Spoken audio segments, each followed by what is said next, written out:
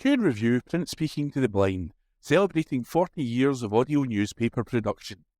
Welcome to this week's edition of the Herald Scotland podcast, recorded at the Bishop Briggs Media Centre by our amazing volunteers. You can get in touch with us via Facebook, Twitter or Instagram using @CuneReview, that is @CuandReview. You can also contact us directly by emailing information@cunereview.com.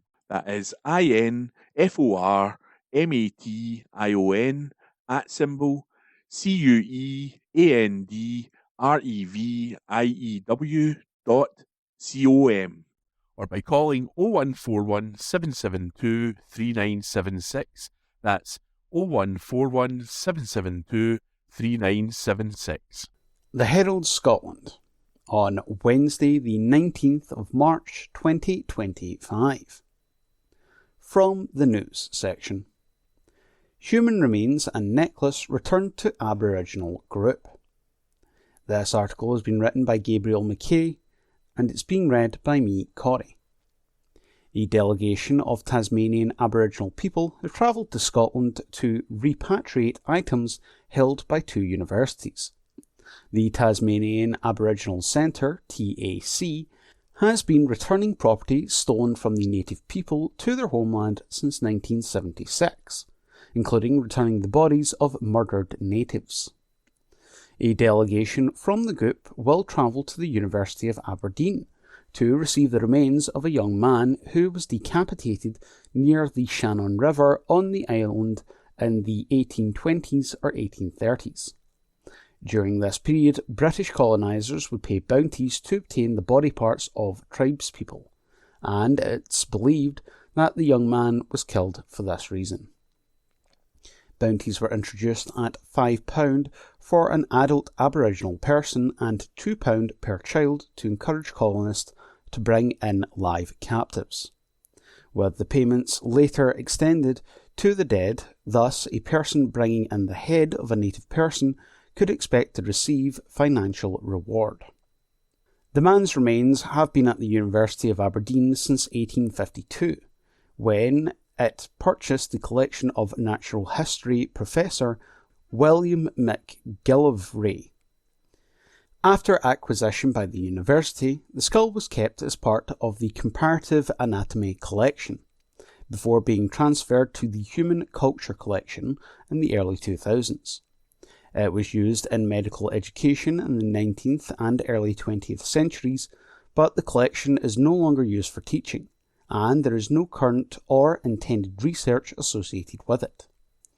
The TAC will receive the remains on Friday, March 21st, before returning them to Tasmania, to return him to his country, his people, and his spirit laid to rest at last.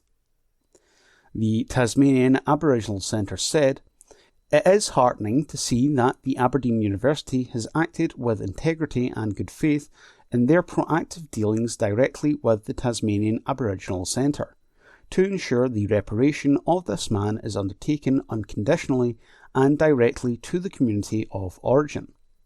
This ensures that Aboriginal people's right to self-determination and ownership of our ancestors' remains is respected in line with the expectations and Article 12 of the International Declaration on the Rights of Indigenous People." On Tuesday, the delegation received a shell necklace made by an Aboriginal woman in the 1800s from the University of Glasgow. The shell necklace is believed to originate from the Bass Strait Islands, located between Tasmania and mainland Australia. It is recorded as being donated to the Hunterian by Miss Margaret Miller of Lanniston on a visit to Scotland in 1877. A first request for its return was made in 1994, but was rejected by the university.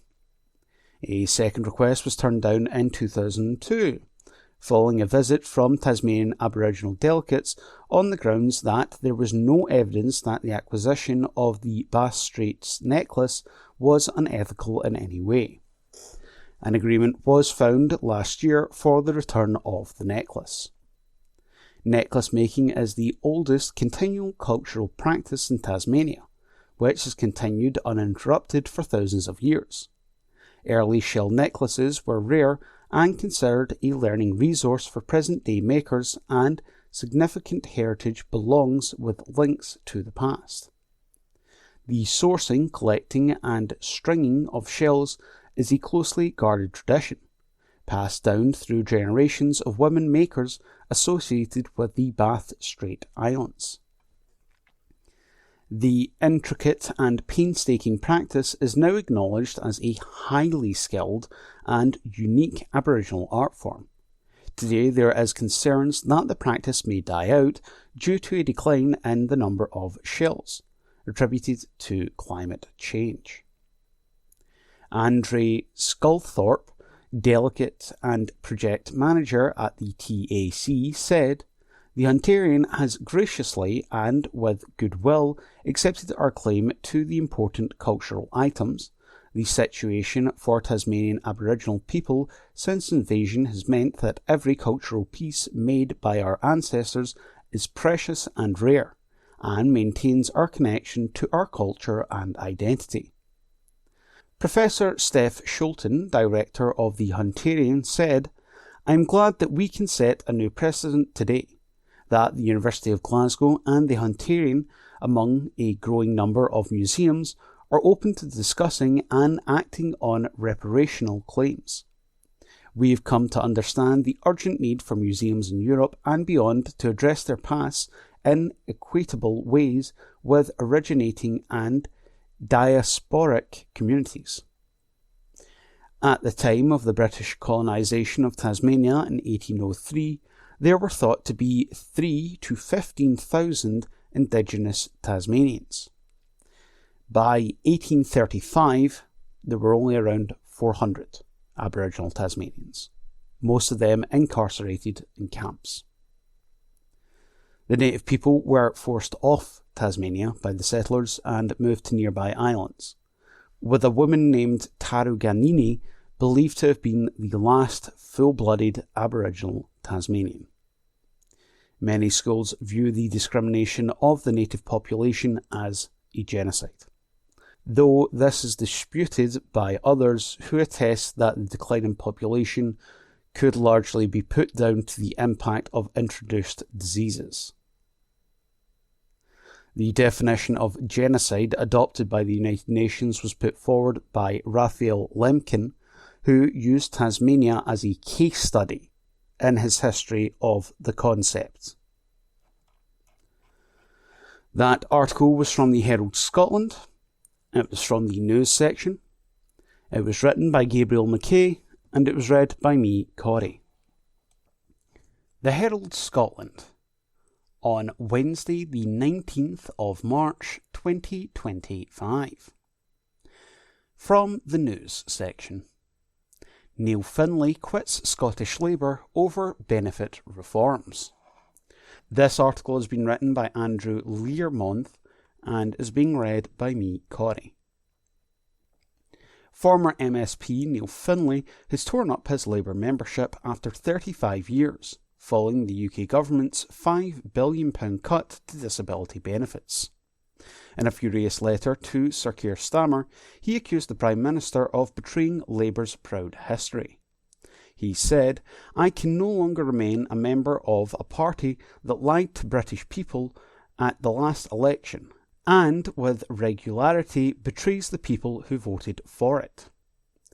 On Tuesday, Work and Pensions Secretary Liz Candell confirmed plans for a radical shake-up of the UK's social security system, which she said would encourage people to work and protect those who cannot.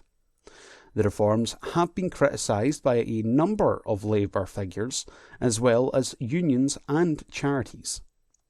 Mr Findlay said the social security reform was the final straw after the UK government also reneged on a promise to compensate WASPy women, scrapped the universal winter fuel payment, and maintained the two-child benefit cap. All of this to fund increased spending on the UK's war machine, weapons that will be used to kill and injure innocent men, women and children in far-off lands, the MSP added. He added, as political leaders like you, Mr Stammer, and your colleagues, Wes Streeting, seek to stigmatise those with a mental illness and take money from those suffering from cancer, multiple sclerosis or heart disease, you accept hundreds of thousands of pounds worth of freebies, financial donations, clothing, glasses and tickets to football matches and pop concerts. Tell me who is really milking the system. Of course, it's one rule for you and another rule for the poor, the sick and disabled. Mr Finlay said MPs who continue to support Sir Keir's policy platform were turkeys voting for Christmas. Sir Keir has defended the reforms, saying the rising sickness and disability benefits bill is devastating for public finances and has wreaked a terrible human cost. Writing in the Times, the Prime Minister pointed to the 2.8 million working-age people out of work due to long-term sickness, claiming this was a damning indictment of the Conservative record on welfare. The Labour leader added, the result is devastating for the public finances. By 2030, we are projected to spend £70 billion a year on working-age incapacity and disability benefits alone. But, more importantly, it has wreaked a terrible human cost. Young people shut out of the labour market at a formative age. People with complex long-term conditions written off by a single assessment. People who want to return to work yet can't access the support they need. All this is happening at a scale and it is indefensible. One of the key measures in the Pathway to Work Green Paper is a tightening of the eligibility rules for personal independence payments, PIP, the benefit designed to help those with disabilities pay for additional costs of living. However, in Scotland, PIP is currently in the process of being replaced by the Devolved Adult Disability Payment, ADP. Less money being spent on PIP in England and Wales will mean a corresponding reduction in the Scottish Government's block grant. The IPPR think tank said the Scottish Government would face pressure either to follow suit and tighten eligibility or make cuts elsewhere. Modelling by the Fraser of Allender Institute ahead of the statement suggests every £1 billion saved as a result of changing the rules for applying for PIP would mean a £116 million cut to the budget for ministers in Edinburgh. Speaking on BBC Radio Scotland on Wednesday, SNP Scotland Office spokesperson Stephen Giffins hit out at the lack of engagement with the Scottish Government. Firstly, it talks to the disrespect for devolution, he said. There should have been engagement with Scottish ministers. Mr Giffins added that the government in Scotland will now be looking for ways to mitigate the impact of the cuts. He said, ministers will have a look at this in enormous detail. What does it mean? How can they offset some of the most damaging areas? But there has to come a point whereby you cannot persistently be relying on Holyrood to offset the damage that's coming from Westminster. Earlier on the same programme, UK Work and Pensions Minister Alison McGovern argued the welfare cut does not amount to a return to austerity. In a debate ahead of last year's elections, Scottish Labour leader Anis Sarwar said, "Read my lips, no austerity under Labour." Miss McGovern said, Anis was right. George Osborne's austerity was cuts, cuts, cuts.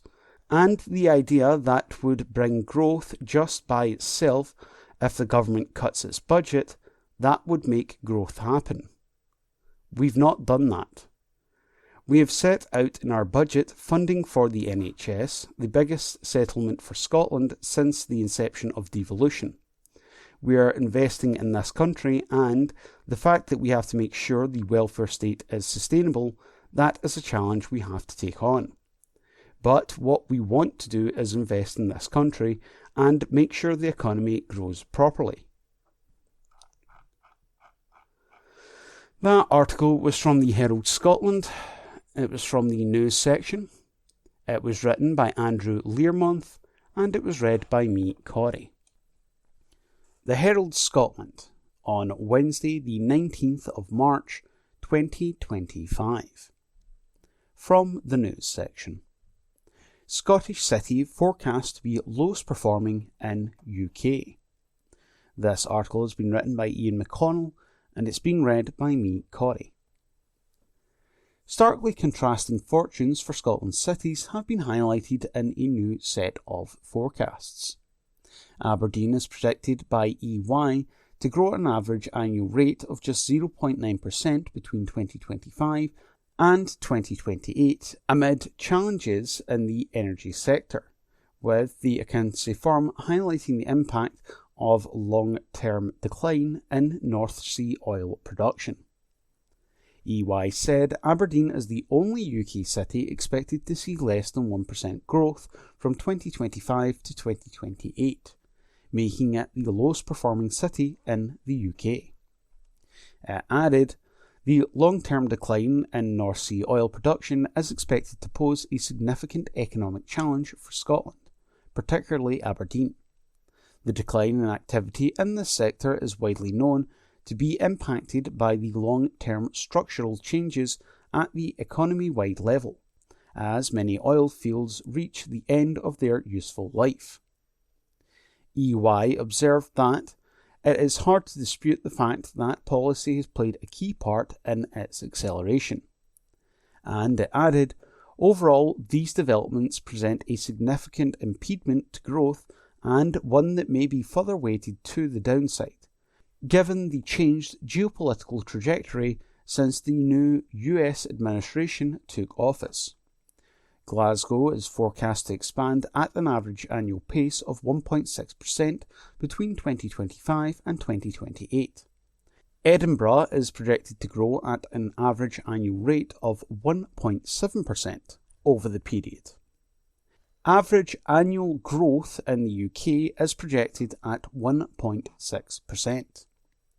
EY said, among Scottish cities, Edinburgh stands out with a robust forecast for GVA, gross value added, growth in knowledge-intensive sectors, particularly professional, scientific and technical activities, which are expected to grow by an average 1.9% annually.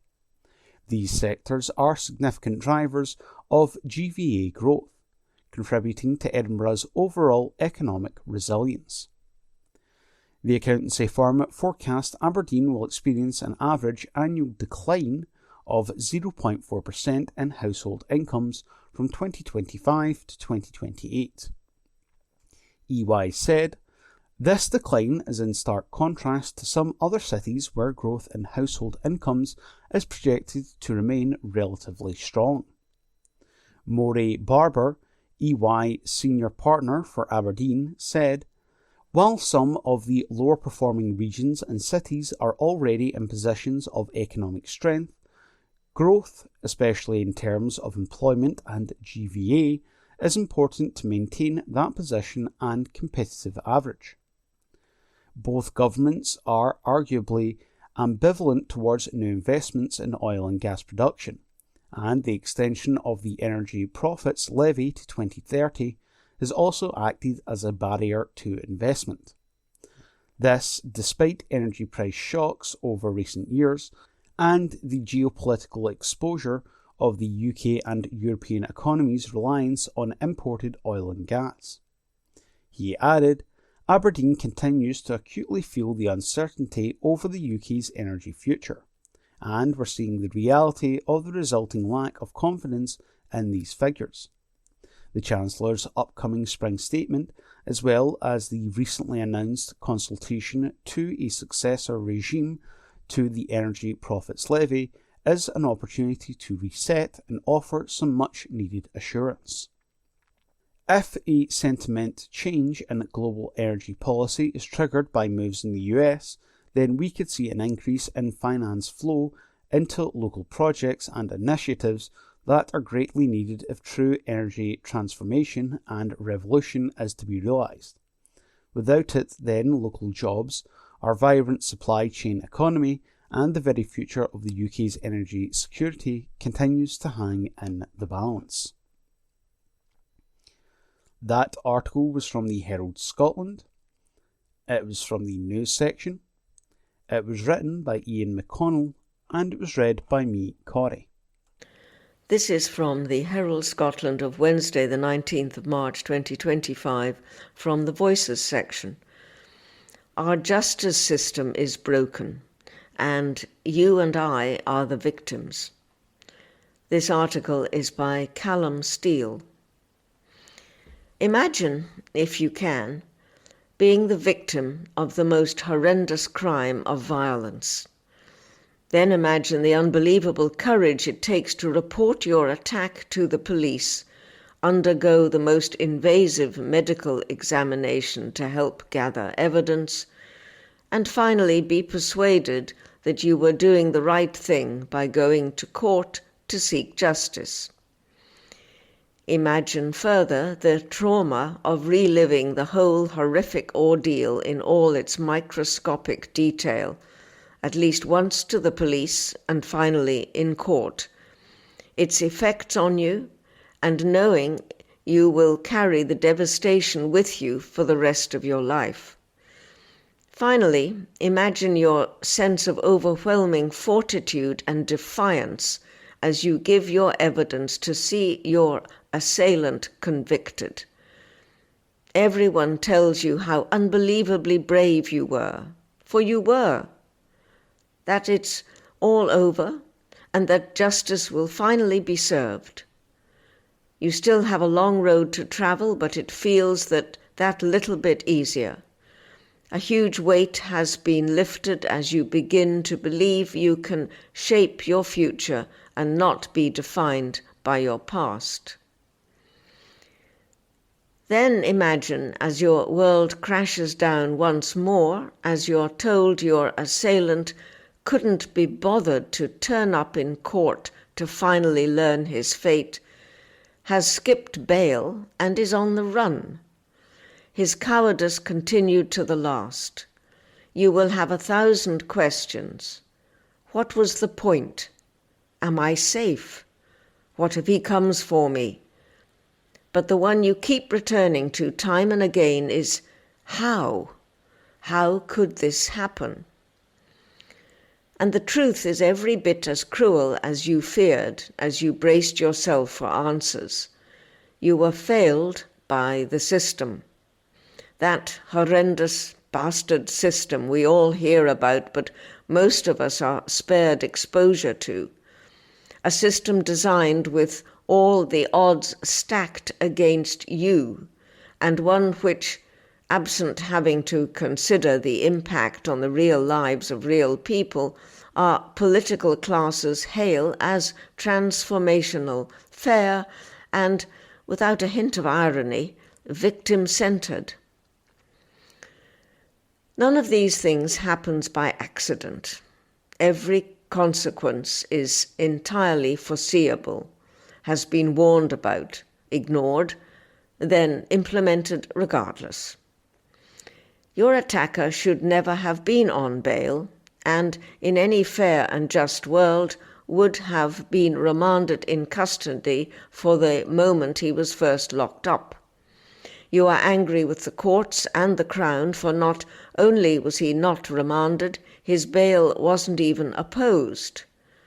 The system didn't care about your fears, for he had shown himself to be of good intention as he turned up to court of his own accord, having first been bailed by the police.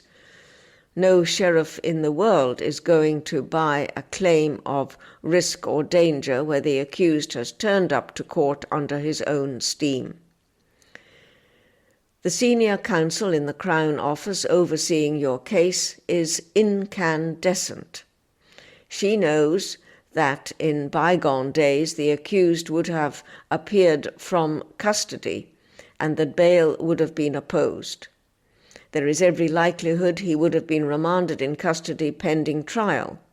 But modern progressive Scotland doesn't live there anymore, and thousands of victims of crime are let down daily as a result.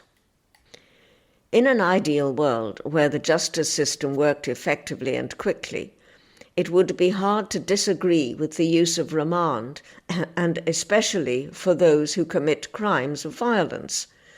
The accused should appear in court from the police cells and a trial set in a reasonable period of time.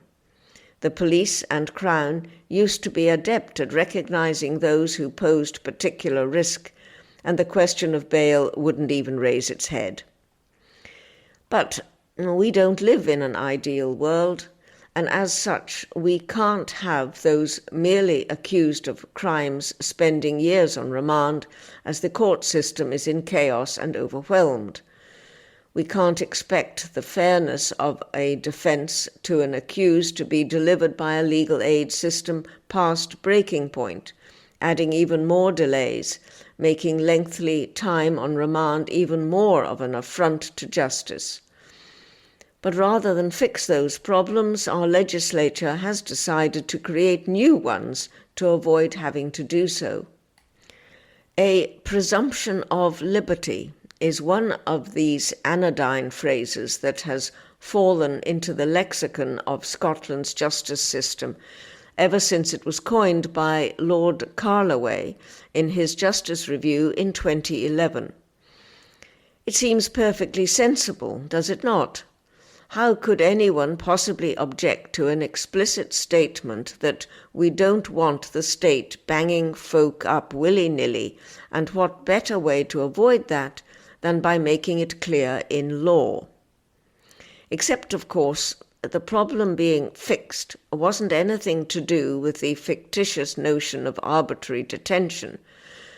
Rather, it was to provide an out to a justice system which was end-to-end creaking at the seams. Speaking in a rare interview after announcing his retirement last month, Lord Carloway, whose recommendations led us to where we are today, was asked if he thought too many people were in prison in Scotland. Answering yes, he then went on to speculate as to why, before observing, "There can be good reasons for that. We are prosecuting a lot of sexual crime and domestic abuse, and rightly so. But the inevitable consequence of prosecuting a lot more people is a lot more people are going to be in prison." I am sure Lord Carloway's presumption of liberty was well-intentioned, but in concentrating on a symptom rather than its systemic failures, Scotland's justice system has been given a decade and a half to avoid having to do so.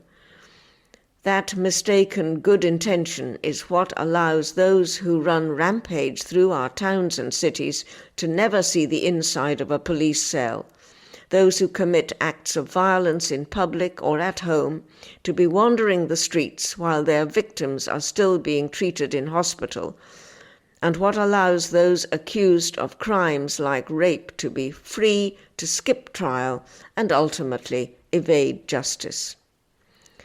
A presumption of liberty sounds so righteous. It has, however, done nothing to fix the problems that lay at its design, and has simply created countless others. Its victims will be largely out of sight and mind, as the privacy they crave will render them silent.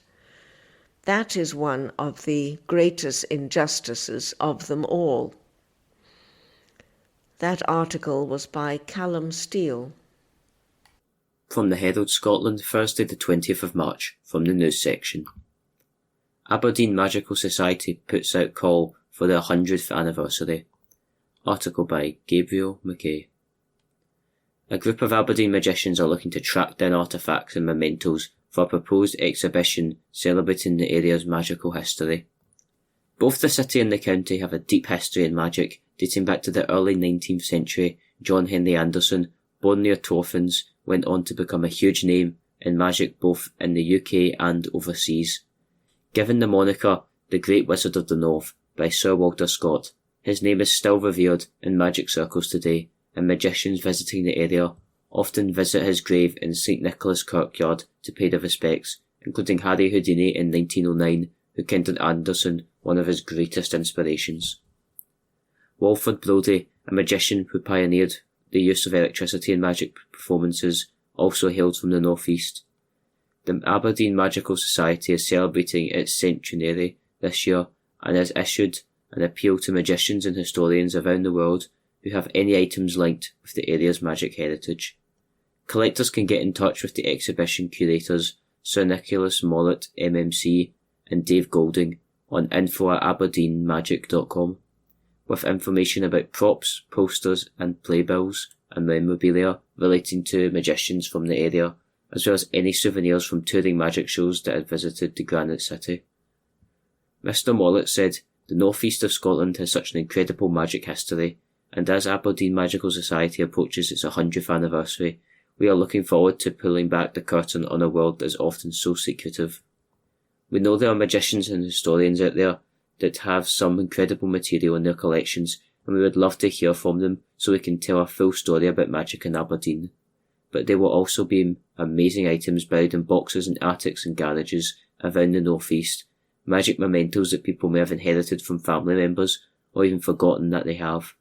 Those hidden gems are perhaps the most exciting things we will uncover as we begin to piece together the exhibition." Mr. Golding, magic historian, escapologist, and Society's Vice President and Secretary, said, "Aberdeen and the North East are home to many magical luminaries that are known the world over, but over the last 100 years, magic has permeated out of almost every facet of society here in Aberdeen too. Our founder members include famed architect Tom Scott Sutherland, after whom RGU's School of Architecture is named the Sweet Shop Impresario J.W. Warrender. These figures and many that have come after them as members of Aberdeen Magical Society are just as important as the big names. Their passion for the art has allowed magic to grow and remain a strong presence in Aberdeen." As well as highlighting the celebrities, we want to make sure the upcoming exhibition tells a story of society and its members from 1926 to the present day. If anyone has any posters, programmes or other artefacts relating to the society, we would love to see them. And that article was written by Gabriel McKay and read by me, Arden. From the Herald Scotland, Thursday the 20th of March, from the news section. Babcock boss named new CEO for troubled Ferguson Marine shipyard. Article by Jodie Harrison. A new CEO has been appointed at Scotland's nationalised shipyard Ferguson Marine just days after the yard missed out on a major new ferry order. Babcock executive Graeme Thompson will take the role from May 1st following the departure of interim head John Pettigrew for personal reasons earlier this month. Mr. Thompson will take up the position as the Port Glasgow shipyard faces an uncertain future after it failed to win a contract for 7 small new ferries with a shipyard in Poland after being named preferred bidder by the Scottish Government. The contract was a key part of Ferguson's 5-year recovery strategy following delays and cost overruns in the construction of 2 much larger fiasco ferries for Calmac. Mr. Thompson's main priority as CEO will be to oversee the delivery of the much-delayed Calmac ferry MV Glenrosser, as the yard said.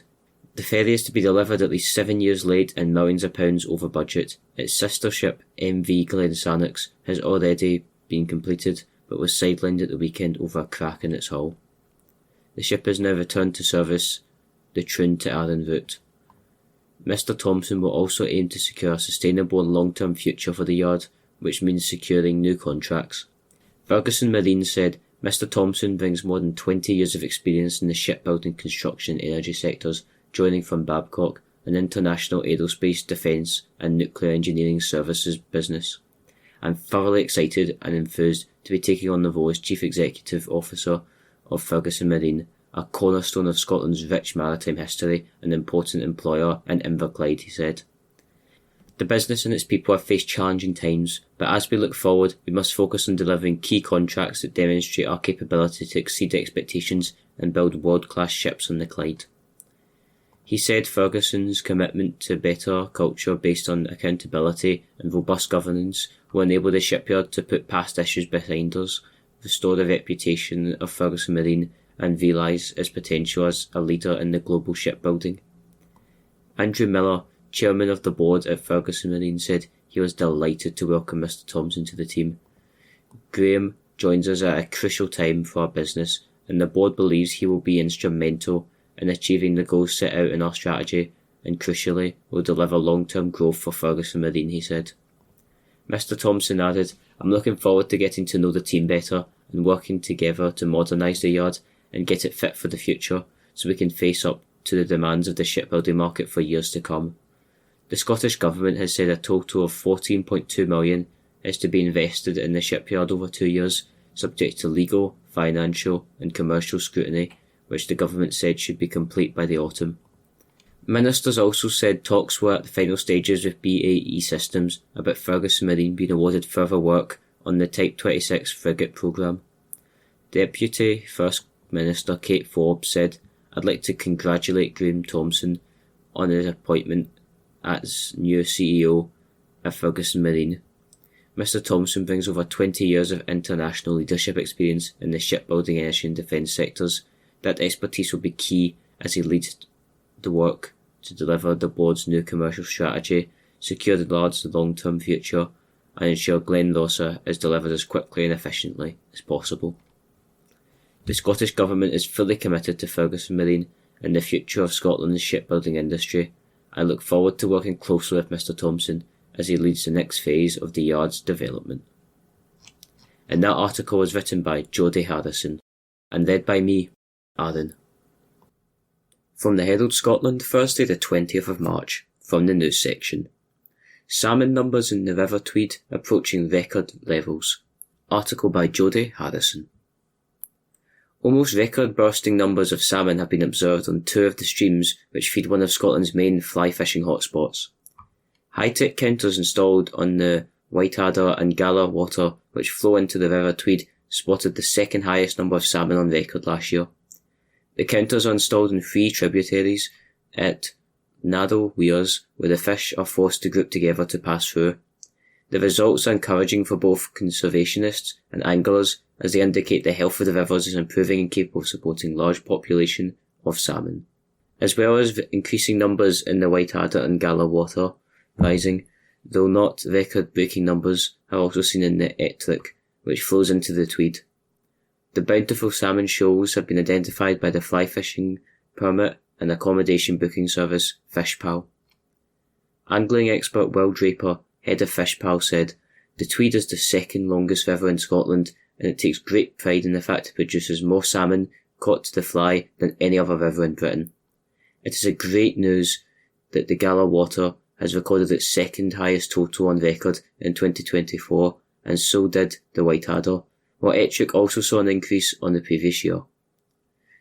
A total of 2,168 salmon were recorded by the counters on the Gala, well above the average of 1,363. Likewise, 890 were printed on Whiteadder, significantly above the average of 628.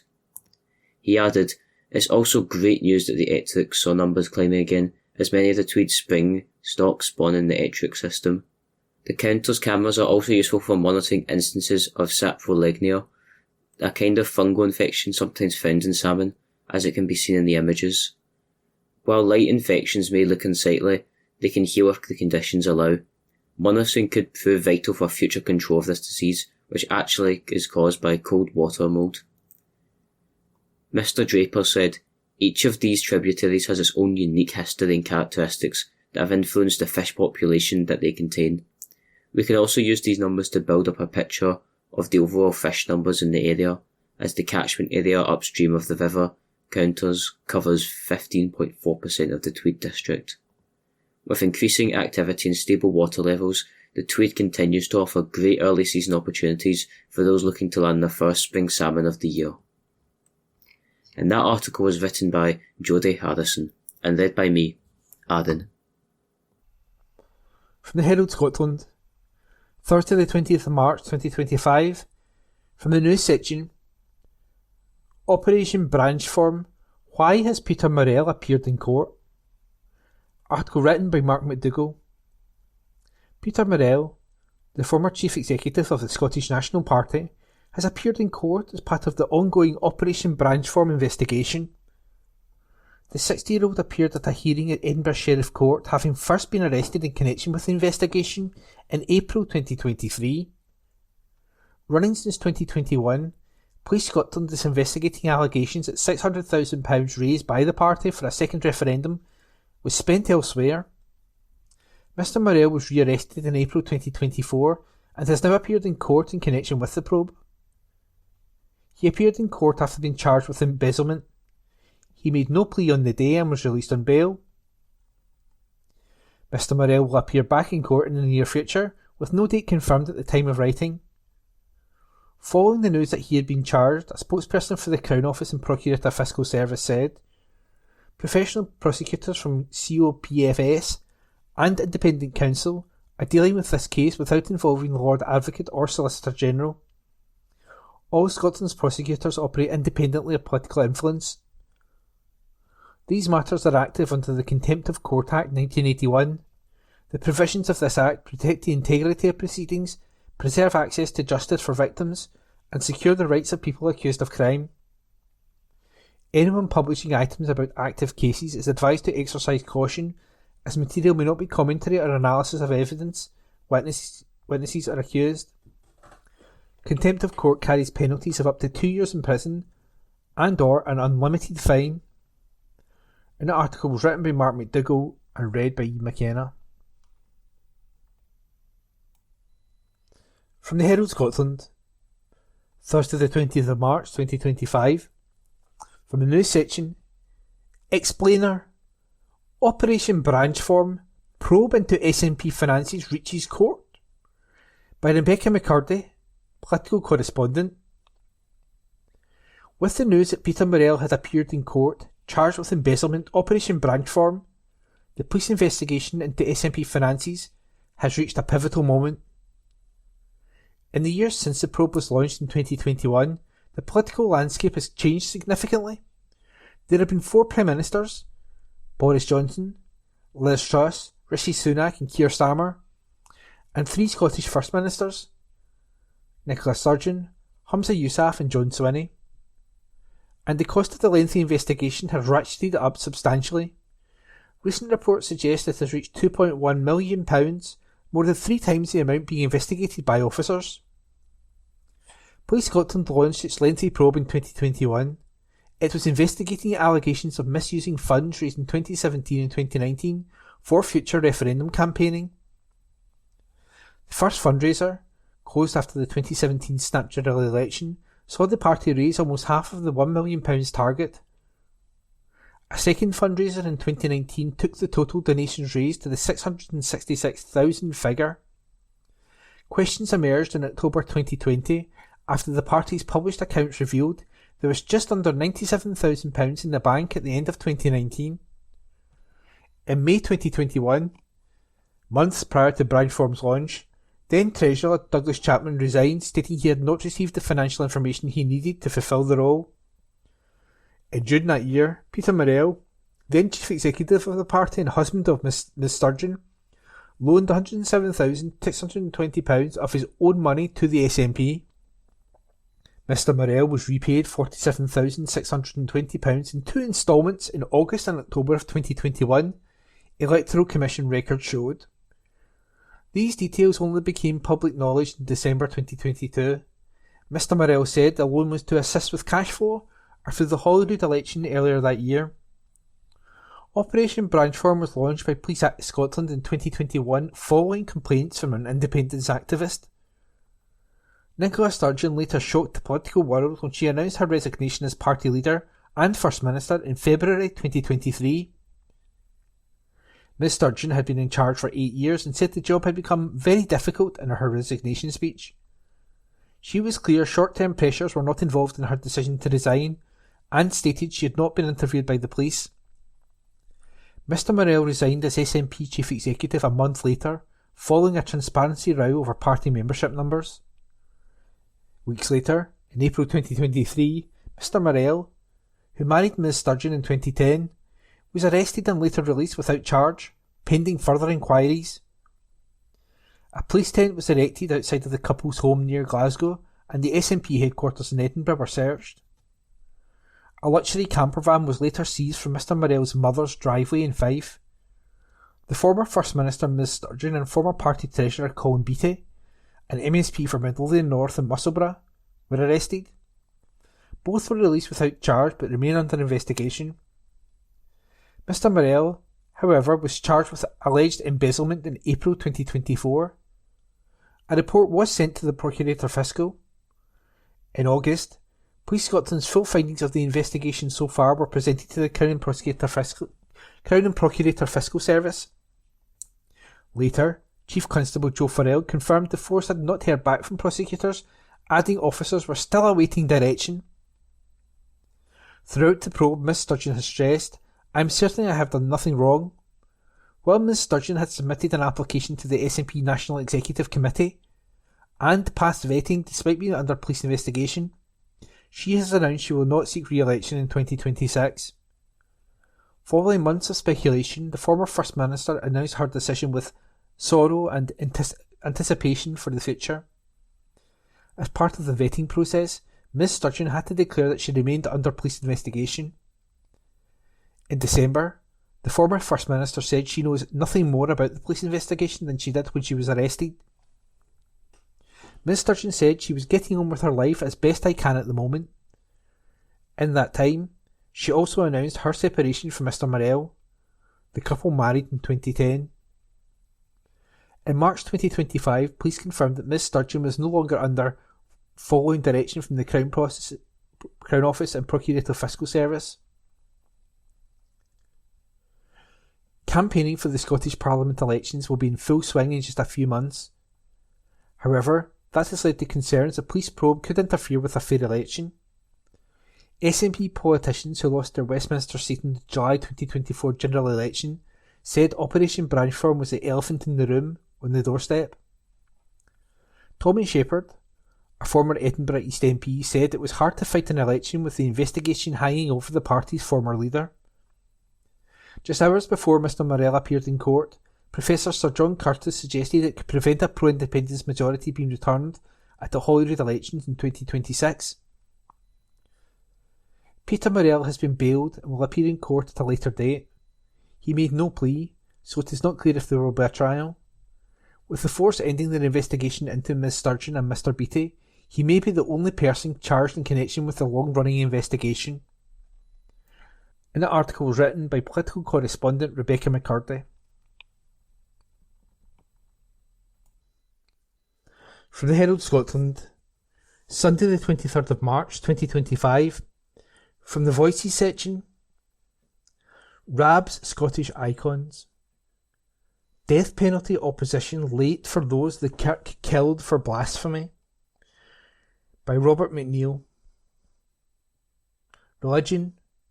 God, what a load of nonsense. While contemplating on a lonely peaceful shore far from tumult this week's subject, a voice in my head, like a proclamation from a burning bush, said, "Don't go there, Roberto. Religion is a nutter magnet." Oh, I ken. But then another voice from a winged angelic being, or, as it turned out, a seagull, said, "Just do it, Bobby, old boy. Don't wimp out to hell, if it exists, with them all. Enough with looking over your shoulder for offended mobs." Oh, all right then. But on your heads be it. I shall be as objective and dispassionate as usual when considering the Church of Scotland. It's the National Church of Scotland. That's why it's getting done, as it were, here. Before you start, I'm not doing any of the others, as they all, to say the least, seem oversensitive. The great thing about Christianity in general is that you can put the boot into it and they just forgive you and even have a laugh. The Kirk, today at least, neither barks nor bites. I've met several of its leaders, or moderators. They're a bit anarchic when it comes to leaders. Nicest people ever. Churchgoers are, generally speaking, I say again, nice. I like them. In general, I'd say I prefer a churchgoer, Catholic, Protestant, whatever, to an atheist who thinks himself so smart. See above and, indeed, below. Apart from anything else, you need to take people individually and not judge them in a lump, as I've just done with atheists. Though, It's a difficult thing not to do. Regarding religion, with the possible exceptions of Taoism and Buddhism, which are not strictly speaking all that theological, it's a mystery to me how adherents believe what is obviously such cosmological piffle. But the downside of dismissing it all is that churchgoers have a social structure, purpose and calendar of activities. And despite religion's beginnings in sacrificing children and animals for better crops, it ended up setting down decent rules of morality. The religious also have hope and certainty, none of which your defeated and downhearted correspondent has. And so to the Church of Scotland, the Kirk, Fellowship of Hope and Glory. Where the hell did it come from? Well, its roots lie in the Reformation of 1560 and the zeal of preacher John Knox. You'll be surprised to learn that at one time Knox played a major part in your correspondent's life. It used to be my job to attend the Scottish Parliament twice a week during its first happy years at the Kirk's Assembly building on the Mound. Turning up for another gruelling shift of cynical observation, I'd pass the statue of a declaiming Knox and say cheerfully, "Morning, you curmudgeonly old scrote." But I digress. The Kirk's organisational approach, advocated by the aforementioned scrote, is Presbyterian, which sounds kind of democratic while, in practice, anyone identifying as such, aye, I'm a right Presbyterian me, tends to be a roaster. At any rate, no one gets off to the head of the faith if that role belongs to God, see apologies for absence in committing their minutes. Knox's first book of discipline, or 50 Shades of Grey, argued that all the old church assets should be passed into a new one. A system was set out whereby church elders are collectively answerable for correct practice and discipline. As you may recall from the Alexander Selkirk article in this series, offending punters were brought before its Kirk session in a form of Sharia law. In 1696, the Kirk was behind one of the worst acts in Scottish history when it demanded, and got, the execution of Thomas Aikenhead for blasphemy after he called religion, in the court's words, ill-invented nonsense. Despite the fact that Christianity was brought to Scotland shore by Irishmen, in 1923, the Kirk produced a report called The Menace of the Irish Race to Our Scottish Nationality. Get some popcorn in before we read this. It accused the immigrant Catholic population of subverting Presbyterian values, getting drunk, committing misdemeanours and being financially reckless. Not seeing the problem here. Reverend John White, a senior member of the General Assembly, advocated a racially pure Scotland. Today, quoth he, there is a movement throughout the world towards the rejection of non-native constituents and the crystallisation of national life from the native elements. Crystallisation, aye. Today, by contrast, overcompensating for its intolerant past, the Kirk is painfully woke, tying itself in knots over alleged links to the slave trade, mainly of the "I know someone who goes to church and his auntie's dog walker has a third cousin who bought some fags from a tobacconist, and tobacco used to come from plantations" variety. It opposes nuclear weapons and supports devolution. It dislikes happy endings, such as euthanasia, preferring people to suffer in agony. Irrationally biased towards life, it opposes the death penalty, which is a bit late for Thomas Aikenhead. In 1992, the Kirk issued God's Invitation, a statement outlining its Christianity in everyday dumbass language. Controversially, it begins, God made the world and all its creatures with men and women made of his image. So it was him. He created a horrible world where the basis of life is that everything eats everything else. Baby animals are ripped apart and everybody is ill. A place absolutely rooted and tootingly predicated on cruelty and suffering. Hats off for the pronoun though. Despite all this, in 2023 the Kirk had 259,200 members, which is mental. If you went into a bar or prison and said, "Hands up who's a member of the Kirk," not one mitt would shoot up. Who are these people? True, that number is down from 920,000 in 1982. Also, in 2019, the Scottish Household Survey found that 20% of the Scottish population, over 1 million people, identified with the Kirk as their religion. But that was just so they could get buried properly. Today, You just get your friendly neighbourhood humanist to bung you into the void. Oddly enough, while I'll never forgive them the Aitkenhead barbarity, I think the Kirk's demise would be a sad day for Scotland. If it could keep the morality and ditch the cosmology, it might have a future. Then again, in future, everybody will be sitting in the house wearing a virtual reality headset and getting their ethics off the internet. So it probably doesn't matter anyway. And that was a comment piece by Robert McNeill. From the Herald Scotland, Sunday the 23rd of March 2025, from the news section. Glasgow reacts to Windford Towers demolition in Maryhill. Report by Esther Tarnay. Hundreds of people gathered at several vantage points in North Glasgow on Sunday to watch the demolition of 3 Windford Towers. Onlookers cheered as the high-rises disappeared into clouds of dust at noon. Some of them arrived hours earlier to secure a good view of the explosion. Others stopped on their walks to observe. One spectator told our sister title The Glasgow Times, "We came here just before 10 a.m. I used to work in those flats, so we thought we would watch them come down." Another added, "I am here from Bearsden. It's an occasion, just something to watch. I grew up in the West End. These flats have always been there, so it was strange not to see them. This is my first time seeing a demolition as well. It's exciting." Many of those who set up camp have strong connections to the buildings. A resident said, "I grew up here. I have plenty of memories. My auntie used to stay in those flats. It was a pain in the backside waiting on a lift to get up there. She was on the 24th floor. Me and my pals used to press all the buttons and wait ages. I was 7 or 8. It was a long time ago." Another local commented, "It's sad, the end of an era. They were iconic. I grew up around here. They have always been there. It's all we've ever known. Years ago, I saw the demolition of the Red Road flats as well. It's interesting to watch." Others were drawn to the site by the spectacle of the event. A man told the Glasgow Times, "I'm excited. I only heard about this yesterday and decided to come down. We just moved here, but I remember, growing up, the demolition of the blue buildings in Castlemilk and the Red Road flats.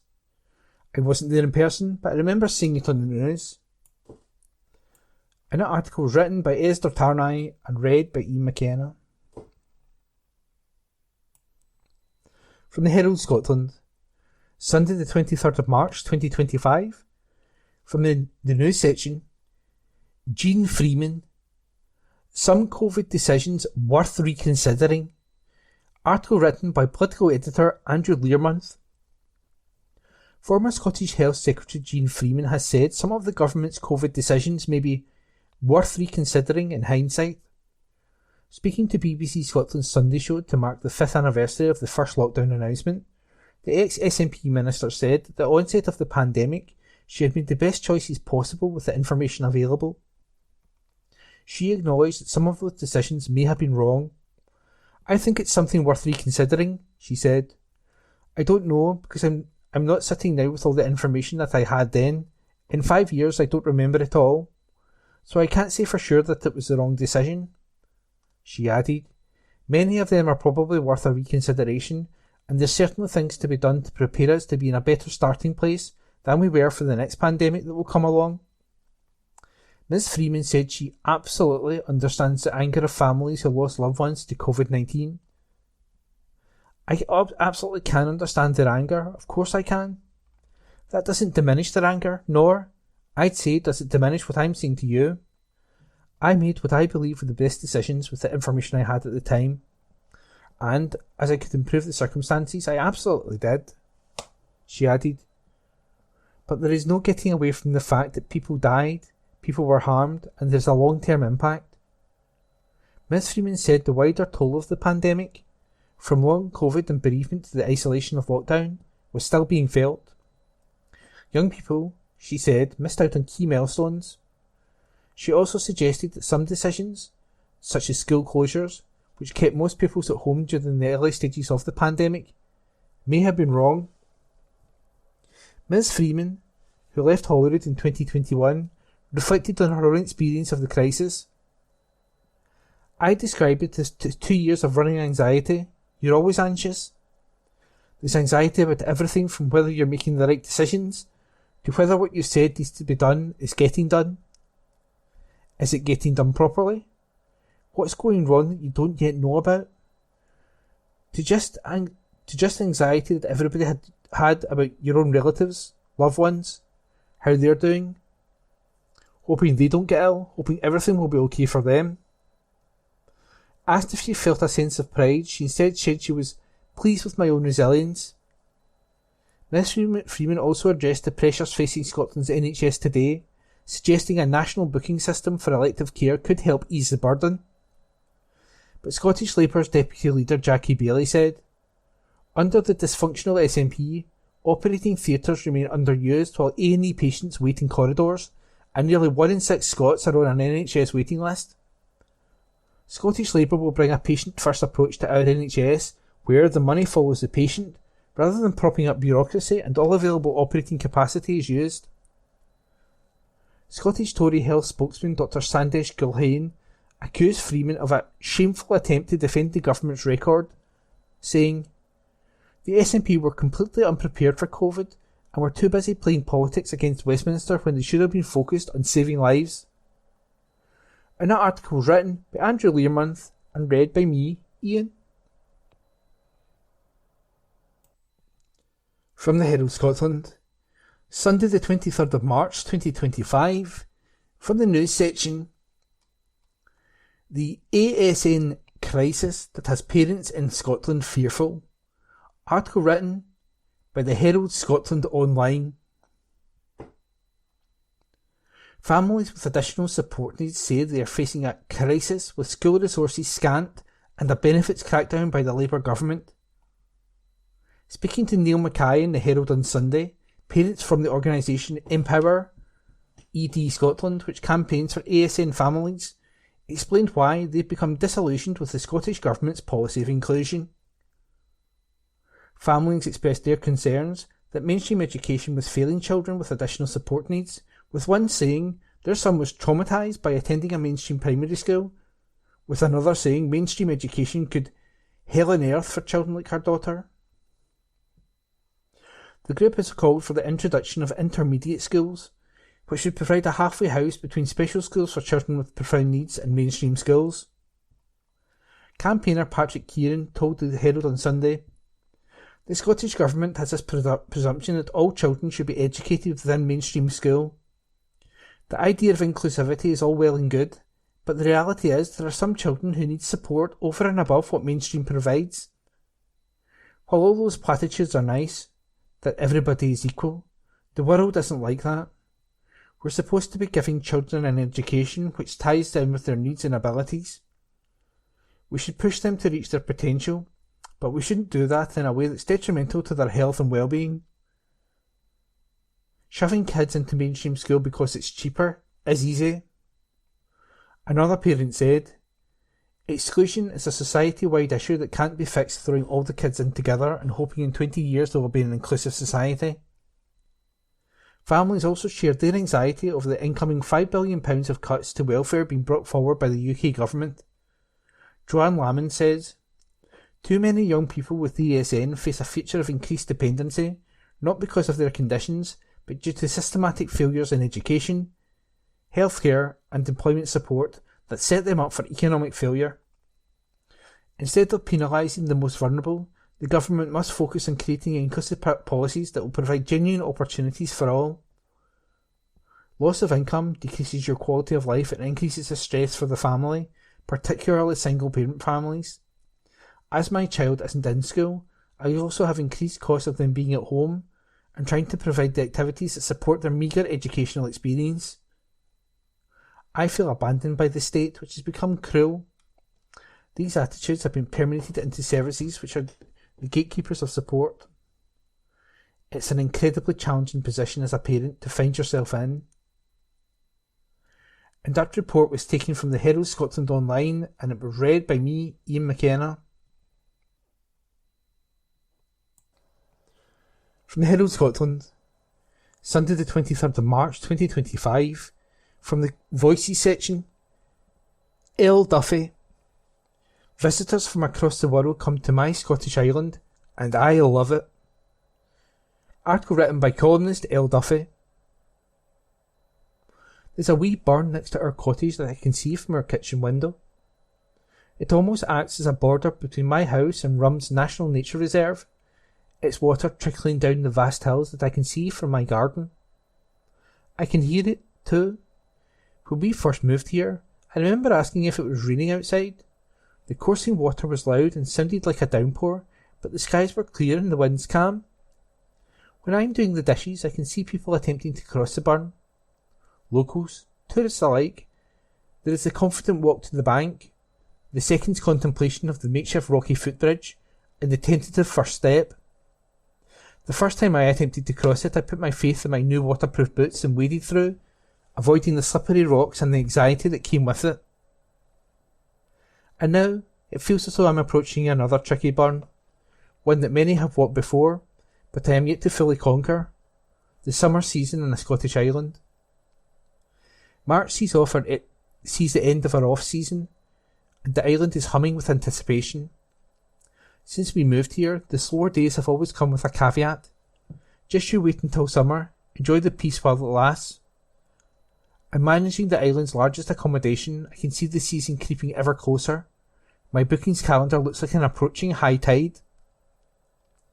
The Isle of Rum attracts a certain type of visitor. Those who come here aren't looking for high-end restaurants and beachside amusements, or, at least I hope they aren't. In my 5 months living and working here, I've met people from around the world who are all seeking the same thing: adventure. Adventure comes in different forms. For hikers and scramblers, it's found in the solitude and rugged peaks of our mountains and ridges that stretch for miles across our nature reserve. For the nature lovers, it is heard in the deep croak of the herons and the harumph of the deer, and burrowed in the flora and geology that makes Rum so unique. We get groups from universities, European hiking groups, Americans looking to connect with their Scottish roots, and solo travellers hoping for some solitude on an island that has it in buckleloads. We recently had an Australian lady stay with us. We were part of her month tour of the UK, and she'd missed a few days because of awful weather and boat cancellations. She wasn't here to climb, or swim, or walk. She was just here, to be present in a pocket of the world so untouched and beautiful. She poked her head into the polytunnel one day while I was clearing my plot, as though she was a neighbour stopping by for a chat. And it's a sense that I've gotten from a lot of people who come to visit. A longing to be part of the island's routine, even just for a fleeting few days. The days will be getting longer in the next few weeks and months, and not just because of the clock changes. The winter ferry timetable that I have become so used to will be thrown out of the window by the end of March, and, in its place, a fresh set of timings with ferries running as late as 9 p.m. It's a part of this island that I have not yet experienced. People arriving and leaving almost every day, instead of the 4-day period we have at the moment. Already I've had a flurry of emails, those who are eagerly preparing for their trips, others double-checking ferry times and check-in conditions. Some have even asked if we have an airport. But while we don't have an airport, we do have comfortable beds, beautiful living spaces, and some of the best hostel views in Scotland. And that's just in our bunkhouse. Venture further afield and the island will show you everything it has to offer, and it is mesmerising. And so it takes me back to this burn. The first time I tried to cross, my socks got wet and my pride was a bit bruised, but I did it. I made it to the other side and up the Coeur Dub, and every time I cross it I get a bit faster. I know which rocks are unsteady and which ones get slippery when the water runs high. When I crossed it this week, I barely gave it a consideration before launching into an all too familiar rhythm, minding the new rocks that have appeared with their coursing water to help me in the way. And I hope that's what my seasons look like going forward. The first will be the toughest, but we will make it through, one step at a time. And that was a comment piece written by L. Duffy, who is a former Herald journalist who is now living and writing from the Isle of Rum. From the Herald, Sunday, 23rd March 2025. Sports section. Steve Clarke calls Scotland loss to Greece a bump in the road. by Matthew Lindsay, Chief Football Writer.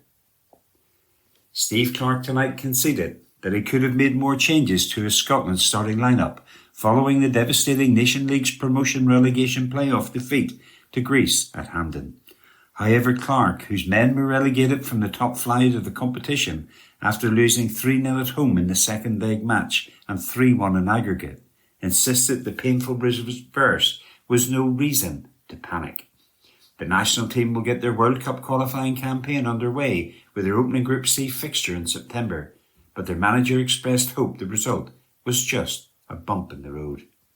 It's obviously disappointing, he said, after watching his Scotland let in first-half goals from Giannis Kostelanias and Kostas Karetas and a second-half strike from Christos Silos. We didn't play how we can play, and the best team in the night won. Scotland, who drew with Portugal and beat Croatia and Poland last year to book a spot in the playoffs, went into the match with hopes of holding on to their place among the competition's elite following their 1-0 win in Piraeus on Thursday night. But Clarke only made one change to the side, which had played over in Greece in midweek. Ryan Christie came in for Lewis Ferguson in midfield, and his charges toiled. Asked if he agreed with John McGinn's description of the performance and result as embarrassing, Clarke said no. After my time in the game, it's better not to use those kind of words. It's better to look at our performance and be objective about it. We didn't have enough energy in the team. Greece had more energy and were a bit sharper, so the best team won on the night. We wanted to play down a marker, but we got the opposite. I think Greece came here and laid down a marker, but we will know what to expect when they come back in October. We will be ready. I'm sure the players will be hurting. Listen, to finish such a positive Nations League campaign on such a low note with such a poor performance is something that will hurt the players. We'll go away and think about it. We've got plenty of time to stew on it before our next competitive game. We've got 2 friendlies in June, and we have to address 1 or 2 things to try to be better going forward. Clarke continued, I think maybe it might work in our favour actually, because we do have a similar trip out to Greece in November. Maybe that's something to look at. You go out there, you put in a big shift, and then you have the long travel back. Maybe we weren't quite recovered in time for the game. Not everybody, but some people. It's something I can certainly look at and try to address. It is possible that I didn't make enough changes. With hindsight, everything is possible. The boys assured me they were all fitting well. I think the first goal gave them a lift. It was really their first dangerous foray forward, and they scored with that. And after it became a long night for us, I could have done with a few more legs, to be honest. The Tartan Army, foot soldiers and the sellout crowd were furious at the poor Scotland performance, and they booed their own players and coaching staff at half-time, when Billy Gilmore was substituted in the second half and also at the full-time whistle. But Clarke said, I didn't really notice them, to be honest. I'm focused on other things other than what the supporters are doing. I always have been. Scotland fans were shocked at the ease with which Greece scored, but Clarke felt the goals were the responsibility of every player who was wearing a dark blue jersey, not just his back line, and confessed that he was unhappy with the failure to certain individuals to track back. I wasn't over disappointed with the defenders, he said. I thought the back 4 did reasonably okay, but I was disappointed with the defending of the team. We didn't defend as a team on Thursday night in Greece. We defended as a team from back to front. That is why we got punished.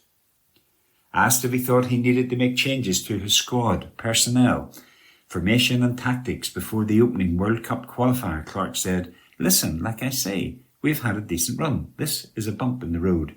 If there's one thing I've learned over my time in charge of the national team, is there are bumps in the road. It is how you react to it, and we have to react to this one and make sure that come June we know what we're trying to address, and come September we know what we're trying to do, which is to qualify for the World Cup. Obviously we weren't expecting to get the performance we got tonight, but football can surprise. Hopefully it's just a bump in the road and we can pick up and go on again. That article was by Matthew Lindsay. From Herald Scotland, 21st of March 2025. From the STEM section of the business section. AI, shouldn't that have been OI? Article by Lorne Jackson. Linguistics for Beginners. A confused Ian Noble from Carstairs Village received a voicemail for which AI had helpfully attached a transcription, in case the recorded message wasn't absolutely clear. Possibly AI had a problem with my caller's Scottish accent, says Ian, and sends us the AI inscription as proof. Here's the muddled message in all its glory. Are you going to just let me know that you bring them to pick us up in the bed, Chris Jim? Speak to you Sunday night. I think it was the ladies come, but I don't recognise the dog official, but I recognise the son I never seen, that we need you from the little blood on the right night, so that's if yes, okie dokie, speak later, bye. It all makes perfect sense, of course, if you're proficient in gobbledygook, that is. The bum deal. Scotland's capital city is the place to go if you want a probing conversation. Nicola Munro from Edinburgh was enjoying lunch in an upmarket Morningside cafe while listening to the chit-chat provided by two posh old ladies at a nearby table. One was complaining piteously and repetitiously about her ongoing struggles with constipation. After about 5 minutes of this, the other lady interrupted, with an imperious sniff of her nose, then said, "Enough about your bottom, dear. Let's discuss something more elevated, shall we?" Suitably chastened, her friend resigned herself to an in-depth discussion about the weather. Wedded woes. The recent Old Firm clash reminds Gordon Anderson from Cumbernauld of the long-suffering Glasgow wife who complains about the amount of time her hubby spends watching his favourite team. "Celtic, Celtic, Celtic," she grumbles. "Sometimes I think you love Celtic more than me." Her husband looks at her and sighs. "Listen, hen," he retorts, "I love the Rangers more than you." Shipping out. We mentioned that not everyone shares the diary's sadness that soap opera River City has been cancelled. Another viewer who isn't reaching for the hankies is the chap on social media who says, "Flagship TV programme, so it's the equivalent of the SNP's Glen Sannox then." Well-polished performer. The diary is making better use of famous musicians by turning them into handy implements to use around the house. Robert Menzies says, "I was always surprised that Duster Springfield never entered Eurovision. We would have cleaned up." Just kidding? In a confessional mood, reader Nigel Smith reveals, "My wife and I decided we don't want children. It was a difficult decision, but we're telling them tonight." And that article was written by Lorne Jackson. This is from the Herald Scotland of Tuesday the 25th of March 2025 from the Voices section. How the SNP and Labour killed off left-wing politics. This article is by Kevin McKenna. Several moments have typified the abduction of the UK left and its replacement by a counterfeit class of artisan activists. None, though, seemed as starkly emblematic as the conduct of Karen Shaw, Labour's candidate to replace Mike Amesbury as MP for Runcorn and Helsby. Ms. Shaw has launched an online petition calling for an asylum hotel in the constituency to be closed in what seems to be a clumsy attempt to meet the challenge of the rise of the right-wing populists in the constituency. Imagine if the British Labour Party in 1936 had fought alongside Oswald Mosley and his black shirts in the Battle of Cable Street in 1936. Miss Shaw, though, would never have dared try anything like this had she not been emboldened by Labour's direction of travel under Sir Keir Starmer. Since becoming Prime Minister, Sir Keir has systematically dismantled his party's election manifesto pledge by pledge.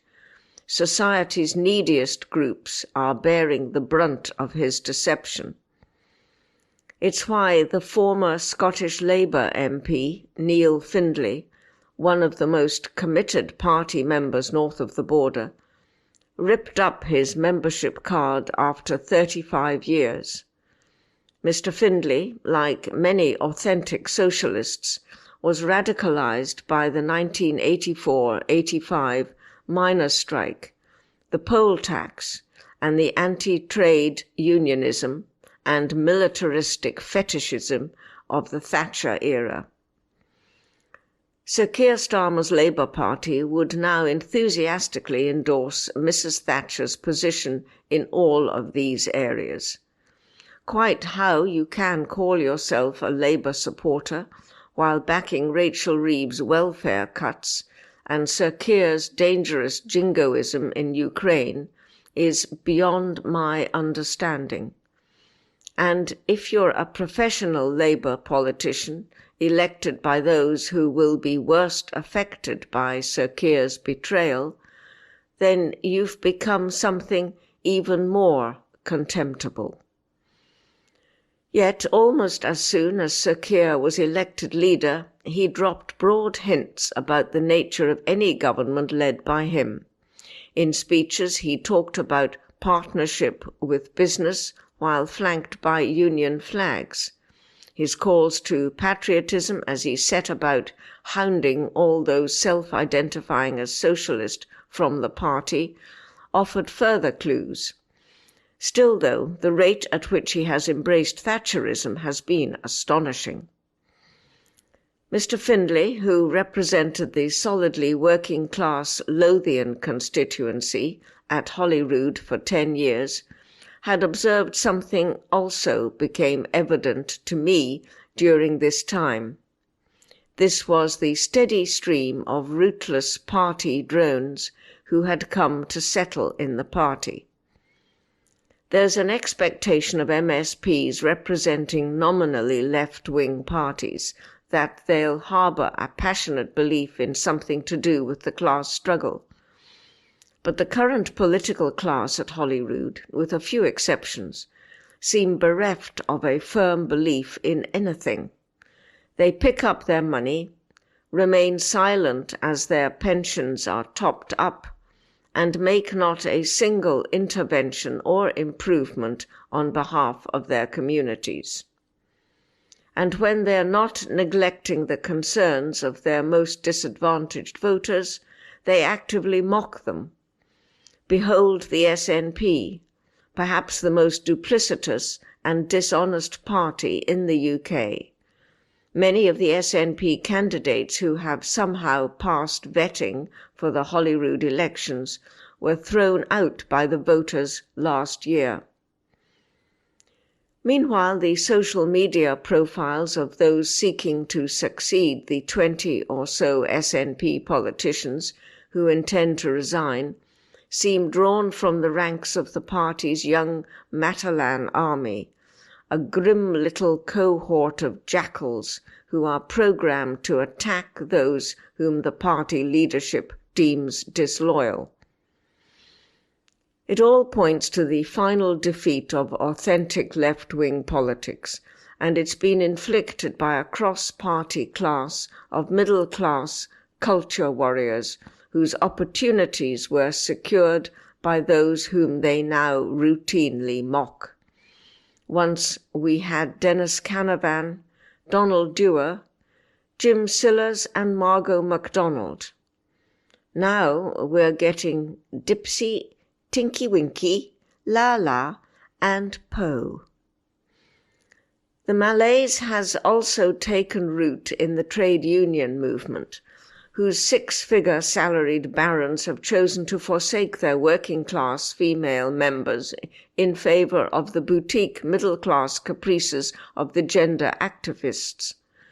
If the unions can't stand strong in the face of this well-financed policy grab, then everything else they hold dear could also be sacrificed.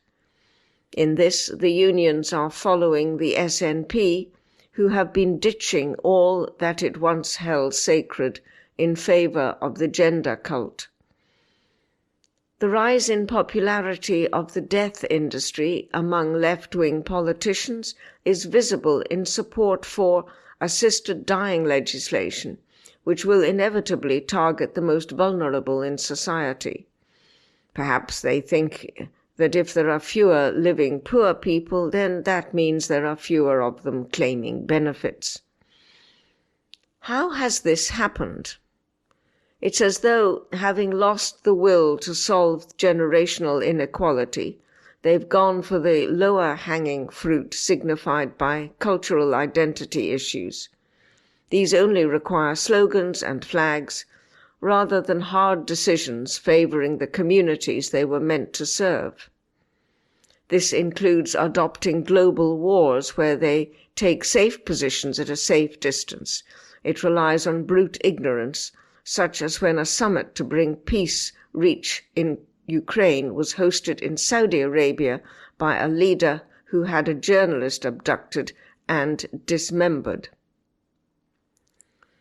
Scotland's foreign policy currently runs to sticking the Ukrainian flag in your socials, being outraged by Elon Musk and the American president, and a junket to New York every year for Tartan Week.